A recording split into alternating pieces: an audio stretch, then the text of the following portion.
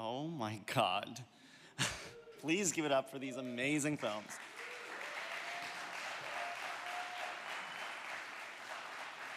Please join me in welcoming to the stage Leah Magdalene, writer and director of Have Your Cake, Bashka Shustak, art director of Have Your Cake, Emily Lee Lawson, director of Sit, Janet McMorty, actor and executive producer of The Lift, King Dawit, director of The Lift, Dario Butera, director of Monsieur Oiseau, Mason Klein, writer of Monsieur Oiseau, Adam Langton, director and writer of Aporia, Jennifer DeLucia, actor of Aporia.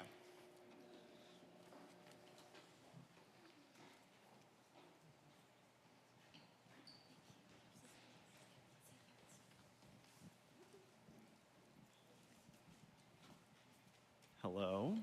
Thank you for joining us today. Let's hear it again for amazing filmmakers.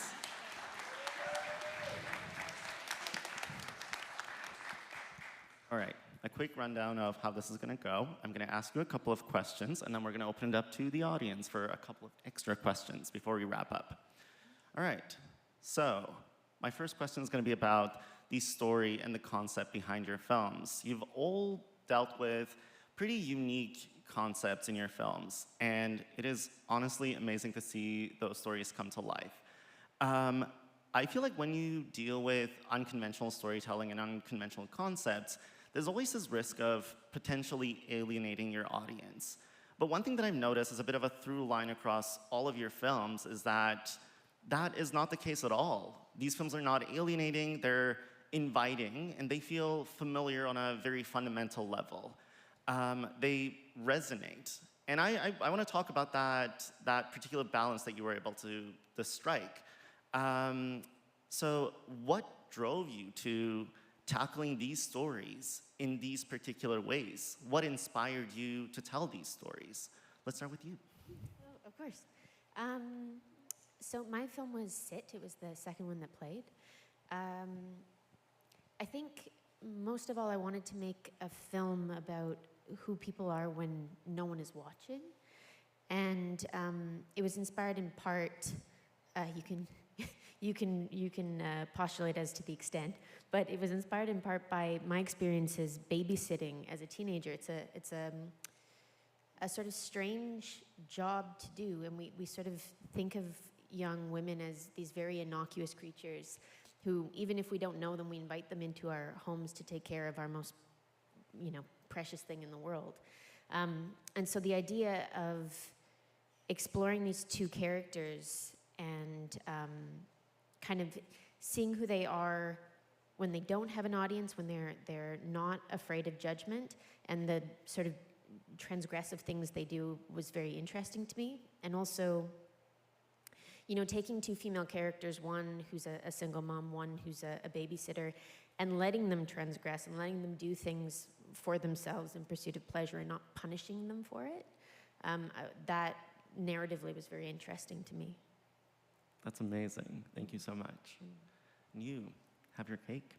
Hi, yes, I'm Leah Magdalene. I wrote and directed and acted in Have Your Cake.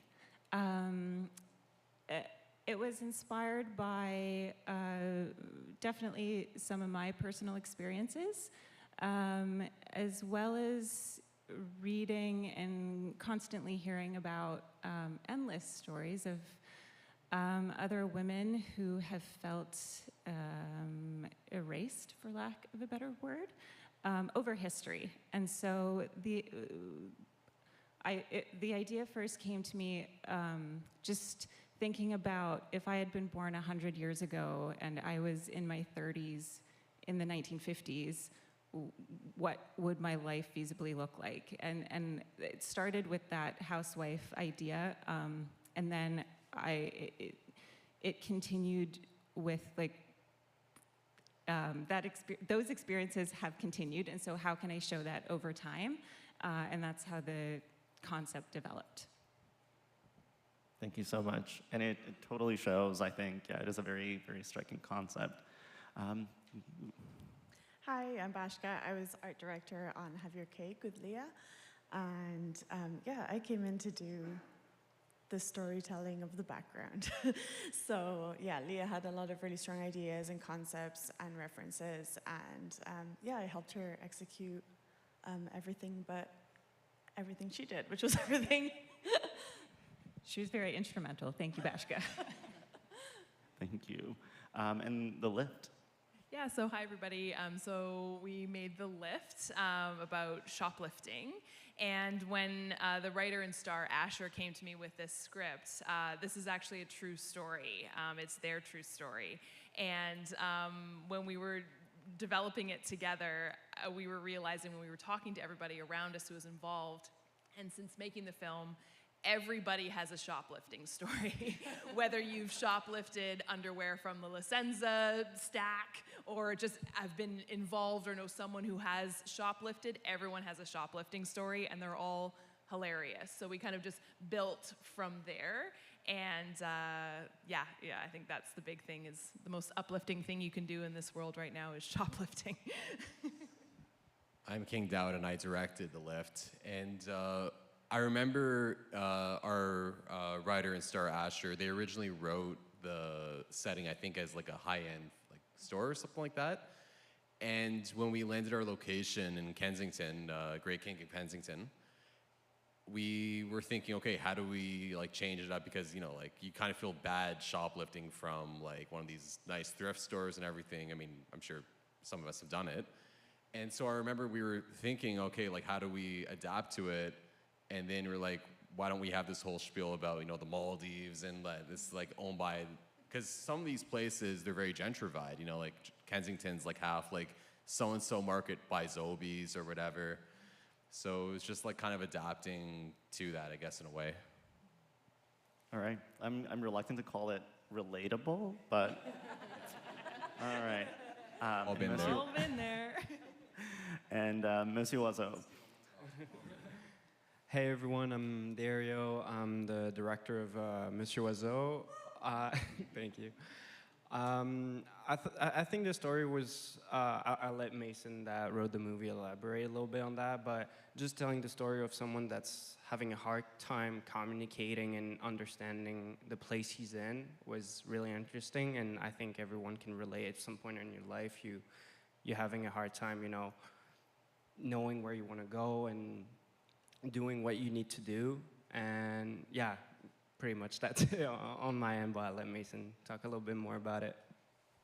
Yeah, I think you summed it up pretty well, but yeah, this was our third year uni assignment, and it was at a time where I was just like, I felt like I couldn't articulate myself in the best way, and I was also watching a lot of like Tom and Jerry and like Charlie Chaplin, and so I was like, oh, okay, we'll do something like this. And also, yeah, it was that mixed with, and then I saw the painting Soir Blue by Edward Hopper, and then I was like, okay, we'll make it a mime, and that was it, yeah. We kind of lucked out with the seating arrangement there because, like, you know, self-expression and communication, and then yeah, let's go ahead. Tell us about your inspirations and creative process. Sure, thank you. Hi, I'm Adam Langton. I'm the writer and director of Aporia. And yeah, the idea, it just came from something that far too many of us, I think, have experienced, of being in a relationship that's on the wane and losing the ability to communicate with somebody that you used to just connect with so perfectly, and not even necessarily even knowing why. How a comment that is intended well could get taken the wrong way and that sort of thing. So we made it literal. And I've always been fascinated by magical realism and the way that something impossible, something preternatural, can like paradoxically somehow make a story more relatable, because we can kind of map it onto our own lives. And I also thought it would be a really interesting experience for the actors. So, and this is our lead actor and producer, Jenny. Hi, I'm Jennifer Dellachia. I'm one of the actors in the film and one of the producers.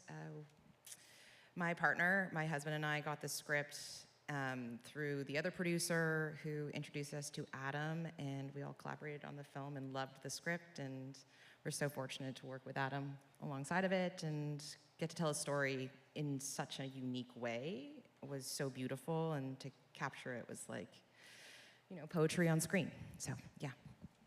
That's amazing. Thank you so much. For my next question, I want to shift focus a little bit and talk about the style and the presentation of your films.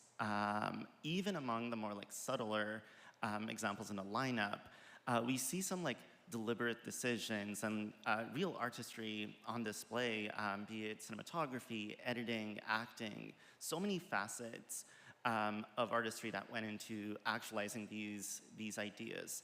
I would like to hear a little bit more about that. Stylistically, how did you settle on the particular language that you went with? So I think a lot of people in film started as an actor. It's kind of the gateway drug. So I think in some of my earlier films, Sit was my second film, they were very performance forward, and you know, we had such a wonderful ensemble. Dorrit and Ellie Sweeney, they're incredible. And so I started with a script, obviously, and a framework of beats, but I wanted it to feel as organic as possible. The camera work also follows that. It's done in a very, you know, verite style, but then also using more constructed shots later on to, you know, create a sort of like magical little space for Dorrit to play in and also to contemplate. So it was a mixture of that very natural performance aesthetic, and then also experimenting more as a director visually to try and like, again, create these like little bubbles of exploration where Dorrit could just play and be. And also, it was interesting, rather than making it so that she had to hit specific beats, I just let the production design be part of it, where she actually got to discover those objects herself. Yeah. That's amazing. Thank you for highlighting the camera work there, because yeah, it kind of makes you feel like you're complicit in the best way possible. I feel like I was in on it. It was, yeah, it really sucks you in. And yeah, have your cake. Yeah, so for Have Your Cake, I knew that the visual storytelling was going to be essential because there's no dialogue. So we had to tell the whole story through what you see. So I had the idea of each decade I wanted to emulate cinema over history. So each decade I watched so many old films, sourcing for inspiration, and there is actually, I filled the whole film with like little Easter eggs with like costuming and props and set design and blocking even, and cinematography and lighting and coloring, all of it referencing very specific things from film and television over history. So that was a lot of work, but also very, very fun. And I didn't go to film school, so I gave myself film education through that. And yeah, it was a lot of like going through old vintage design books and things like that, and then working very closely with my art director, Bashka, and the cinematographer and the editor and colorist. It was definitely a big collaboration, and I'm very proud of what we were able to pull off, because I think we were able to do what I had envisioned, which is a great feeling. Yeah, Leah had a really strong idea of visuals, so it made my job a lot easier, and we got a lot of great props and set decks, so everything made my job easier. But yeah, the big part was the making, like turning one kitchen into 8 decades? 8 decades, 8 decades yes. of kitchens, so that was, yeah, like 2 to 3 weeks on the floor. And Bashka had this great idea. I don't think we managed it for every scene, but there were these motifs, and I put my black cat Vesper in because we just had to have some witchy woman vibes of all the references of all the witches in cinema. And I happen to have a black cat, so it's like she's going in the film.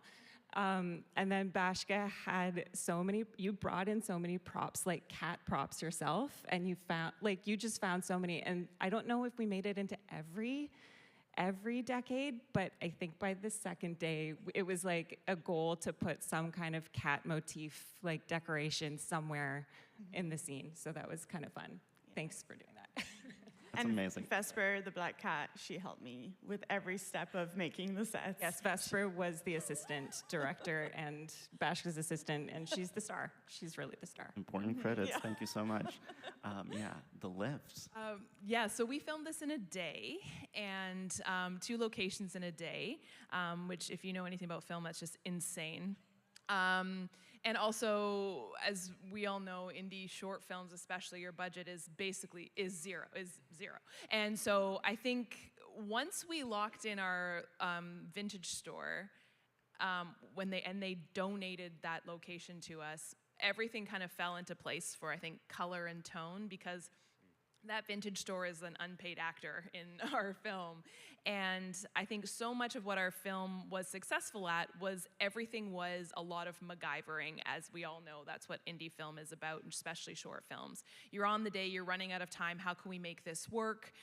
Just a fun little story. Our production designer is in the audience. The very first shot in our film is very important, and it's a change room. We ran out of time. We filmed on Thanksgiving Monday. They needed to open the store.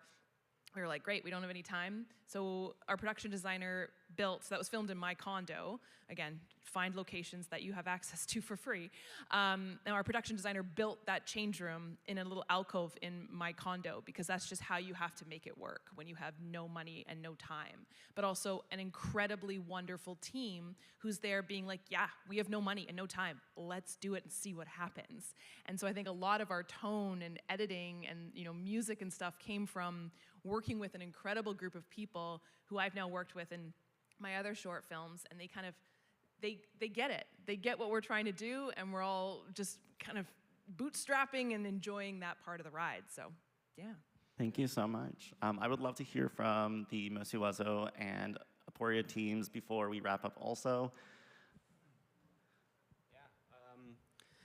So we're in this situation where we have an amazing character that does not speak, so how do we tell the story with that? And as Mason said, the movie started from this painting, Soir Bleu. So we're like, okay, let's make the movie as a painting. And so I work with my cinematographer, James. And we're like, okay, what does a painting doesn't do? The camera doesn't move. So the camera is not going to move until the end of the movie. Same thing with the production design that Amo did was also amazing. You have to reflect the story through everything except the dialogue. Obviously, there's some dialogues, but it's from other character, and the movie is about Monsieur Oiseau. So yeah, that was also like a lot of rehearsal with Jeremy, the lead, understanding what kind of movement did he have to do to explain and share the story, and understanding where the character was. Same thing with the sound. Same thing with the sound. Like a lot of post sound made by Alex. Did a really good job here. And then just the location. Thanks to Declan, my producer, for locking all of these. So it's just taking everything from a film that's not dialogue and boosting it, almost like when you're just trying to make it more intense on the other side of filmmaking, which is sound, image, art department, all of these, to share the story because you're not saying what's happening. Thank you so much. Preach. And yes.